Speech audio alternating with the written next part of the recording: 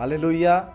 Holi spirit talks में मैं pastor गौरव सिडाना आपका स्वागत करता हूं। इस प्रोग्राम में हम हमेशा एक बाइबल के व्यक्ति के बारे में और उसके जीवन के बारे में बात करते हैं और उसके जीवन से जो कुछ हमें सीखना चाहिए हम उसके बारे में सीखते हैं। आज हम बात करेंगे इसहाक की। इसहाक अब्राहम का पुत्र था, वो पुत्र जो परमेश्वर की ओर से एक वाचा के अनुसार उसे 100 वर्ष की उम्र में मिला था।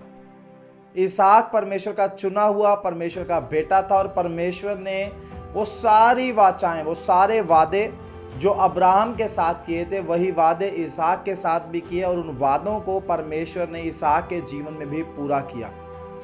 इसहाक के जीवन की कुछ ऐसी घटनाएं हैं जिनके बारे में अगर आप देखेंगे तो आप जानेंगे कि हम इसहाक के जीवन से बहुत कुछ सीख सकते हैं। उदाहरण के लिए इसहाक के शादी के बारे में जब आप बाइबल के अंदर पढ़ेंगे तो आपको पता चलेगा इसहाक के पिता अब्राहम ने अपने एक दास से स्पेशली एक निर्देश डायरेक्शन दिया था कि कनानियों में से कोई भी स्त्री उसके बेटे के लिए ना हो, बल्कि उसके देश में जाकर उसके भाई बंधुओं में से एक स्त्री इसहाक के साथ शादी करने के लिए लाई जाए।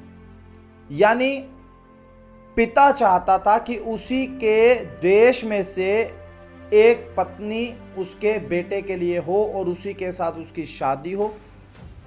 और जब वो पत्नी उसे मिली, उसके साथ इसहाक की शादी हो गई, तो पता चला वो जो औरत थी वो बांझ थी। परमेश्वर की मर्जी से वो इसहाक के जीवन में आई, लेकिन वो बांझ थी। लेकिन बाइबल बोलती है जब इसहाक ने अपनी पत्नी के लिए प्रार्थना की तो परमेश्वर ने इसहाक की प्रार्थना को सुना।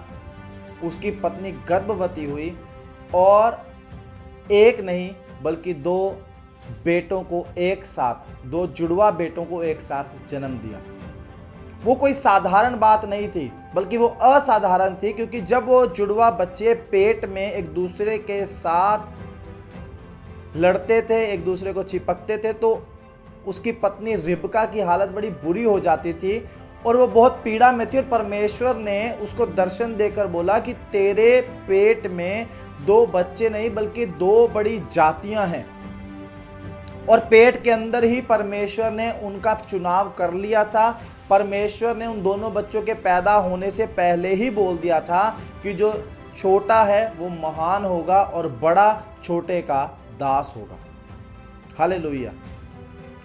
परमेश्वर का चुनाव है। इस बात से आप ये समझिए, इसहाक के जो 2 बेटे हैं उन्होंने अभी तक कुछ भी अपने जीवन में ना अच्छा किया, ना बुरा किया, ना पाप किया, ना पवित्रता दिखाई। वो अभी इस दुनिया में भी नहीं आए, लेकिन परमेश्वर ने छोटे को महान करने के लिए और छोटे को बड़ा बनाने के लिए परमेश्वर ने चुन लिया। ये परमेश्वर का चुनाव है। आप परमेश्वर के चुने हुए व्यक्ति हैं। इस बात के लिए प्रभु का धन्यवाद करिए, क्योंकि आपके चुनाव के समय ही आपके जीवन के लिए, आपको बनाने के लिए, आपको संवारने के लिए, आपको महान करने के लिए, आपकी महिमा को बढ़ाने के लिए परमेश्वर ने योजना को बनाया हुआ है। दूसरी घटना उसके बाद हम पढ़ते हैं। जिस देश में इसहाक रहता था उस देश के अंदर एक बड़ा अकाल पड़ गया। तो इसहाक वहाँ से निकला मिस्र देश में जाने के लिए। रास्ते में एक जगह थी जिसका नाम गरार था और वहाँ का एक राजा था जिसका नाम अबीमेलेक था।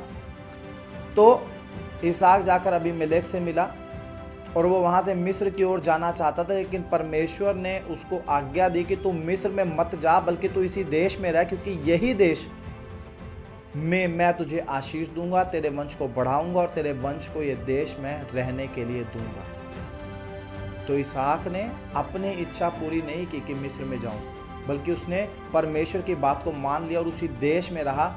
और जब हम उसी अध्याय के 12 वचन को पढ़ते हैं तो आपको पता चलेगा कि जब उस देश के अंदर इसहाक ने जोता और बोया, बाइबल बोलते हैं उसी वर्ष उसने 100 गुना आशीष को पाया। अगर आप परमेश्वर के ठहराए हुए स्थान पर ठहर जाते हैं, आप परमेश्वर की ठहराई हुई जगह पर बने रहते हैं, आपको परमेश्वर 100 गुना ब्लेस करेगा। अपनी जिद को छोड़ दें, अपनी इच्छा को छोड़ दें, अपनी मर्जी को छोड़ दें, बल्कि परमेश्वर की इच्छा को जानकर उसके अनुसार चलें।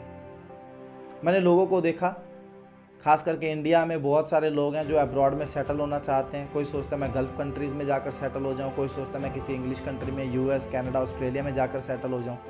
पर जब मेरी वहाँ के लोगों से बात होती है जो इंडिया से जाकर वहाँ पर सेटल हुए, बहुत सारे लोग मुश्किल हालातों में, बहुत सारे लोग वहाँ जाकर भी परेशानियों में और समस्याओं में, और यहाँ तक कि पैसे की बहुत सारी तंगी में फंसे हुए हैं। मैं आपको एक ही बात बोलना चाहता हूँ, आपकी बढ़ती को देने वाला परमेश्वर है। अगर आप परमेश्वर के ठहरे हुए स्थान पर हो, परमेश्वर आपको बहुत आशीष देगा, चाहे वो यूएसए हो, चाहे वो इंडिया हो। जहाँ परमेश्वर ने आपको रखा, आप बने रहो, आपका जीवन बहुत आशीषित होने वाला है। उस समय जो मिस्र था वो एक बहुत संपन्न देश था, जहाँ पर मैं बोल सकता हूँ कि उस टाइम की सबसे ज़्यादा वैल्यूएबल या सबसे ज़्यादा कीमती चीज़ें, सबसे अच्छा रहन सहन, सबसे अच्छा लाइफस्टाइल उस देश के लोगों का था। आज के टाइम में जैसे लोगों के लिए एक यूएस एक आइडियल कंट्री है जहाँ पर लोगों का अच्छा रहन सहन, अच्छा खाना पीना, अच्छी कमाई है, वैसे ही उस समय मिस्र देश था।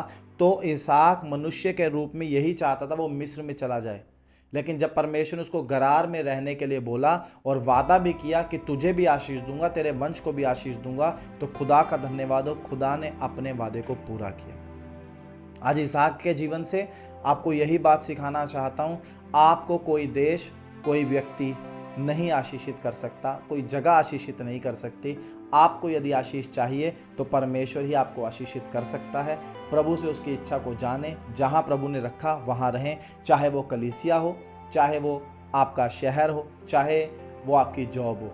जहाँ परमेश्वर आपको रखना चाहता है आपको वहाँ रहना पड़ेगा। आमीन। कुछ लोग कलीसियाओं को छोड़कर, अपनी कलीसिया को छोड़कर दूसरी कलीसियाओं में चले जाते हैं। मैंने बहुत सारे लोगों को देखा, आज के टाइम में बहुत बड़ा ट्रेंड है, जो बड़े बड़े चर्च हैं जहाँ हज़ारों लाखों लोगों की भीड़ रहती है, लोग वहाँ जाना चाहते हैं। लोगों को लगता है वहाँ जाकर हमारे लिए रास्ते खुल जाएंगे, वहाँ जाने से हमारे लिए आशीषें हमें मिल जाएंगी। मैं आपको एक ही बात बोलना चाहता हूँ, अगर खुदा ने आपको एक ऐसी कलीसिया का हिस्सा बनाया जिसमें केवल 50 लोग हैं, जिसमें केवल 100 लोग हैं, आप वहीं रहिए। वो खुदा की इच्छा के अनुसार है, वहाँ पर रहेंगे, परमेश्वर आपको बढ़ाएगा, आशीष देगा और आपकी हर ज़रूरत को, चाहे वो आत्मिक हो चाहे वो संसारिक हो, वो हर ज़रूरत को पूरा करेगा। लेकिन अगर आप परमेश्वर के ठहराए हुए स्थान से जाएंगे, वहाँ हज़ारों लोग आशीष पा सकते हैं, लेकिन अगर वो स्थान आपके लिए नहीं है, आप वहाँ पर आशीषित नहीं होंगे। आज इसहाक के जीवन से आपको सीखना है, खुदा ने कहाँ आपको रखा, कहाँ खुदा आपको रखना चाहता है। अब्राहम को बोला इस देश को छोड़कर उस देश में चला जा जो मैं तुझे दिखाऊंगा। यानी अब्राहम जहाँ था वहाँ से खुदा ने उसको जाने के लिए एक दूसरा देश बता दिया, लेकिन इसहाक जहाँ जाना चाहता है वहाँ जाने से रोक दिया। इसका मतलब बहुत साधारण है, खुदा के ठहराए हुए स्थान पर बने रहोगे तो खुदा आपको बहुत आशीष देगा, और अगर आप खुदा के ठहराए हुए स्थान से हटेंगे, वो सब आशीषें जो खुदा ने आपको देनी है वो रुक जाएंगी। खुदा आपको इस बात से आशीष दे। आज मैं आप सबसे ये चाहूँगा, आप सब इस बात के लिए प्रार्थना करें और परमेश्वर की इच्छा को जानें। आप जिस कलीसिया में हैं वो परमेश्वर की ओर से है, जिस नौकरी को आप कर रहे हैं क्या वो परमेश्वर की ओर से है, जिस जगह पर, जिस शहर में, जिस घर में आप रहते हैं क्या वो परमेश्वर की ओर से है, जिस देश में आप रहते हैं क्या वो परमेश्वर की ओर से है। अगर वो सब कुछ परमेश्वर की ओर से है, परमेश्वर आपको आशीष दे। जय मसीह।